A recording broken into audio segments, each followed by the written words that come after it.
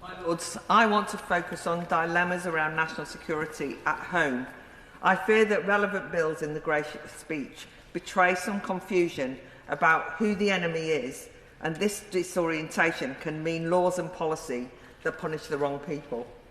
This was brought home by the points made by the Noble Lord Wolfson many hours ago now in relation to the shocking tale of the Nova exhibition in London.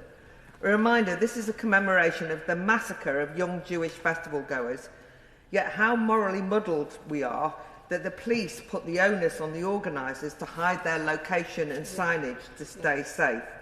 It also begs the question, safe from who? Well, the National Security Bill identifies, quote, escalating threats such as Islamist and extreme right-wing terrorism. But I have to say I cringe when I hear this overused couplet. One reason, the government seems far more at ease proactively taking on the extreme right as the enemy than being tough on the far greater and more serious threat of Islamism. We had a vivid example over the weekend with a tale of two protests. How telling that within days of Labour's unprecedented electoral defeat, the Prime Minister's reset speech chose to assert his authority by targeting far-right agitators as enemy number one. He even became tough on border control, blocked banning undesirable foreigners, or rather 11 international speakers, including European parliamentarians, from speaking at Tommy Robinson's Unite the Kingdom gathering. We might agree that the views of those banned speakers are deeply unpleasant, and many are. But do we agree that opinions dubbed far-right are now deemed a security risk? And how does treating a foundational value of Western democracy, free speech, as an enemy make anyone safer? Last week there was further number 10 hyperactivity, ministerial denunciations of just one protest, and a melodramatic filmed appeal to the nation. The Prime Minister posited that citizens' attitudes to Robinson's shindig were as, quote, a fight for the soul of the country. This gave organisers far more credibility and free PR than merited. But targeting far-right threats in this one-sided way has backfired. Many decent people took it personally, not because they planned to go to the rally or were fans of Robinson, and certainly not because they're far-right, because many, to be honest, are working-class Labour voters until, well, recently.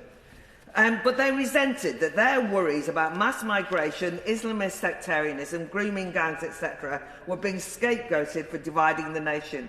And many furiously asked, why was there no special broadcast denouncing the other protest number 2, down the road on the same day? That pro-Palestinian hate fest even gained a new moral authority. Taking its cue from the government, it rebranded itself as Hakba for Palestine against the far right. They even wrote new chants to add to their anti-Semitic repertoire. To quote one, what do we do with Tommy's crew? Shoot them in the neck like Charlie Kirk. Hearing that bellowed out by a large baying mob should force us to ask who's the threat or enemy here.